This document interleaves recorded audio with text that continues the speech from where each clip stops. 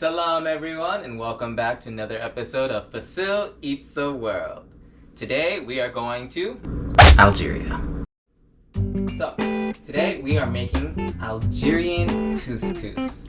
That is the name of the recipe that I found. There probably is another name for it, I don't know. If you're Algerian and as I'm cooking this you're like, oh, that's what this is, please let me know down in the comments below. I'd greatly appreciate it. And like always, again, I don't know how to say these things, so if you could also write it out phonetically so that I'll know in the future. With the intro out of the way, let's get straight into the cooking. To begin, we're going to combine 3 cups of water with 3.5 ounces of garbanzo beans, aka chickpeas. Next, we're going to bring that to a boil and let it cook for about 2 minutes. And finally, we're going to drain the chickpeas.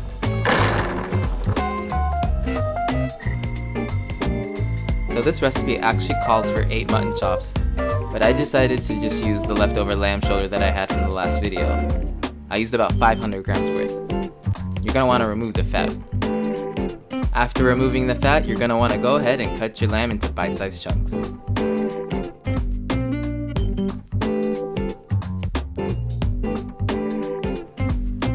Next, grab 1.5 onions and then quarter them.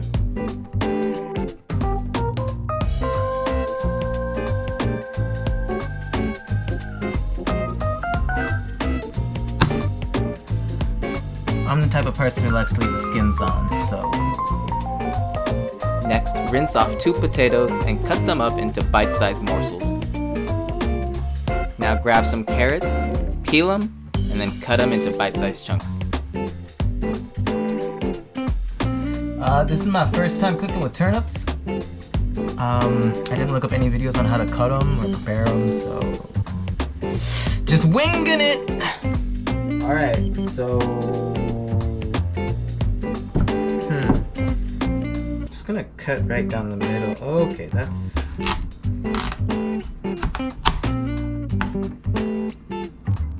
Do you skin it? I don't know. Maybe I should look this. I'm gonna look this up. Yeah. So apparently you peel them first. Also, I'm gonna wash these guys because I didn't like I said, it's my first time. I'm gonna wash them. Once you finish peeling your turnips, you're gonna want to go ahead and dice them up. I wonder what one of these guys tastes like raw. Bon appetit. Tastes like an apple with no flavor, to be honest. Alright. Turnips are just apples with no flavor. Gotcha. Next, take 1 zucchini, quarter it, and then cut it into bite-sized chunks. So, this recipe actually calls for a special spice blend called Ras El Hanout. I think that's how it's pronounced. Please, you know the drill by now. Let me know down in the comments below how to pronounce that phonetically as usual. But yeah, me being Ethiopian, I know how to find bebere, I know how to find mitmita, but these other spice blends from other cultures, I don't know where to go shopping because I've never had to do that before, But luckily I found a recipe online. It's just, a combination of different spices, so hopefully this homemade Ras El Hanout works out. And then if I made a mistake or if this recipe isn't accurate at all, again, let me know down in the comments below. Thank you. 1 teaspoon cumin, 1 teaspoon ground ginger, 1 teaspoon ground turmeric, 3/4 of a teaspoon freshly ground black pepper, 3/4 of a teaspoon freshly ground cinnamon, 1/2 teaspoon of freshly ground white pepper, 1/2 teaspoon of freshly ground coriander, 1/2 teaspoon of freshly ground cayenne pepper, 1/2 teaspoon of freshly ground nutmeg, and lastly, 1/4 teaspoon of freshly ground cloves. Now, stir to combine. And just like that, we have Ras El Hanout. I've already forgotten how to pronounce it. 1 second. Yeah, Ras El Hanout. Homemade Ras El Hanout. Looks good, doesn't it? Smells good too.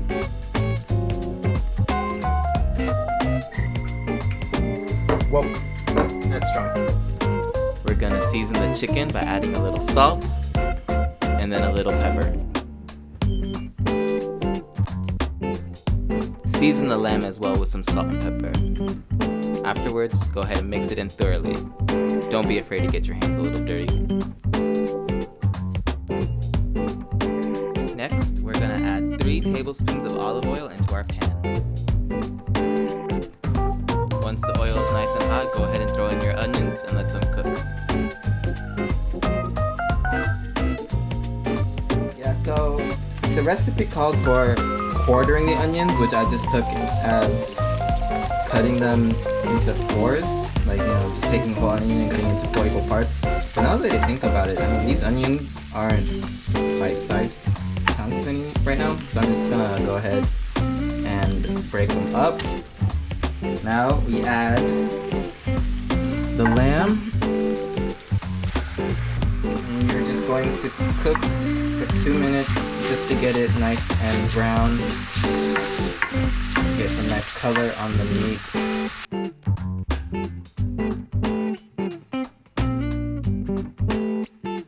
Okay, so now we're gonna transfer it onto a large plate. And then I'm gonna try and leave some onions in to cook with the chicken. 15 minutes, go ahead and flip. Maybe I need a little more olive oil, because that's burnt to a crisp. You know what? I always say it. I don't know what I'm doing. I don't. You know, I'm an amateur cook. I'm not even a cook. I'm someone who likes to eat, okay? I like to eat. And I don't care, because let it be a little crisp. That's what I say. Let it be a little crisp. So once you get all sides nice and brown, take it to the plate with the lamb and the onions. Just scrape up all this good stuff with a wooden spatula.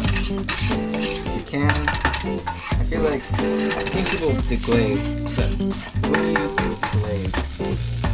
Let me see. Actually, you know what? I don't know what I'm doing, okay? I really don't. I'm sorry, I just don't.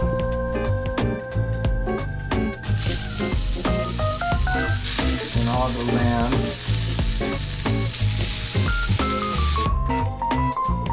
We're going to add enough water to cover everything up, and that was not enough water, so go back and get some more. That still wasn't enough. I'm really bad at this. Yeah,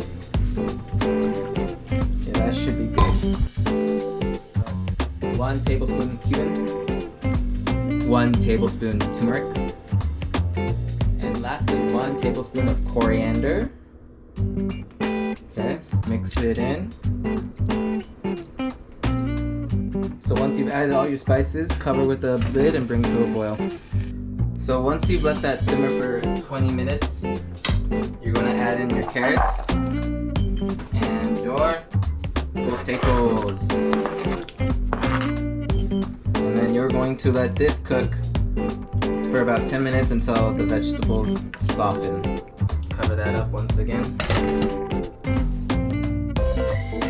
Alright, so after 10 minutes, you're going to want to throw in your Fassil and I. I don't think I'm pronouncing that right. Some tomato paste. You're gonna want to give this bad baby a stir. Stir it all in. Also, I still gotta add the chickpeas and cilantro and a bunch of other stuff, and I don't know if there's gonna be enough room in the saucepan, to be quite honest. So once that is nice and stirred, you're going to want to cover it and let it simmer for another 10 minutes. So it turns out I completely forgot the turnips. Hopefully these cook in time. Once that's simmered for a while, we're going to add our zucchini, our chickpeas. Oh, it's overflowing. Oh, okay, it's overflowing. The chickpeas, by the way. Add the chickpeas. And then some cilantro, aka coriander, aka cilantro. Just call it cilantro. Careful. Mix it in. Oh my. Oh my. Oh my, don't overflow. Please, please, please don't overflow. Is it overflowing? Oh my. So, after about 10 minutes of simmering, we're going to take the heat off and move it to the side. And then we'll begin working on our couscous. In my saucepan, I'm going to add 1.5 cups of water and bring that to a boil. Take it away from the heat. Your couscous. Butter. Stir. We're gonna cover. Next.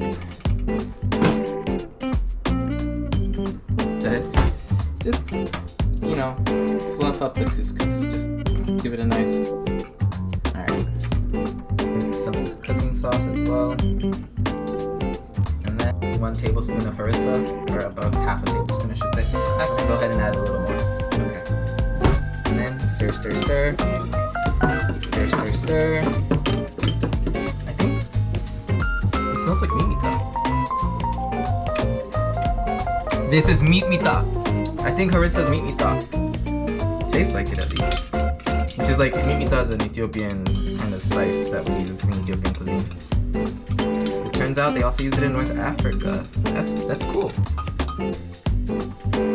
Harissa.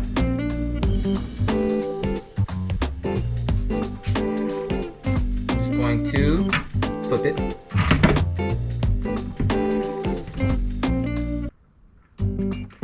Like that. Next, I'm going to place the onions all around.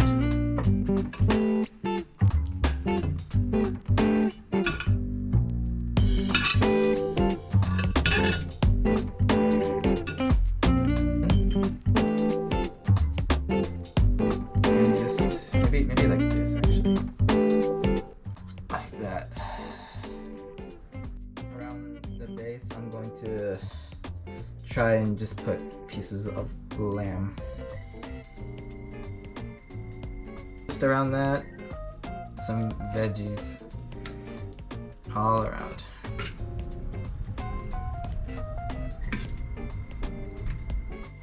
Alright, this took me a long time to make. I plated it kind of like Ethiopian style. Usually there'd be injera at the bottom of this plate, and then you would put like the stews and all the vegetables and stuff on top and the meats. And then you would eat with your hand. I don't know if Algerians eat with their hand. I'm gonna go ahead and just eat with a fork. Maybe when the cameras are off. When the cameras are off, I'm definitely gonna eat with my hands. Just cause I'm Ethiopian and that's what we do. So, alright. Bon appetit. Okay. With some couscous. I'm gonna dip it in the harissa, aka meat mita. Dip it in the meat mita. Or I get, sorry, harissa.